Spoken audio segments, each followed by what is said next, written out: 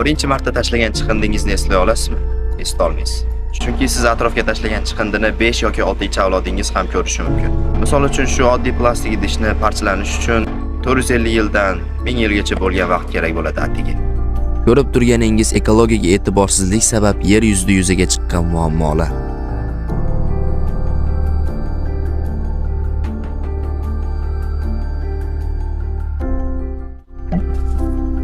To'g'ri, o'ylashingiz mumkin. O'zbekiston hali bu darajaga kelmadi. Keyin men bir o'zim nimani ham hal qilardim deb. Ammo vatanimiz ahvoli tobora yomonlashib bormoqda. Bunga kurashayotganlar ham kam emas. Biroq barchamiz birdek harakat qilsak, kelajak avlodga yashil makonimizni bus-butunligicha topshirishimizga ishonaman.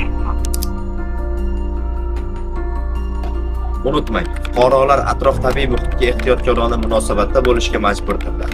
O'zbekiston Respublikasi Konstitutsiyasi 62-modda.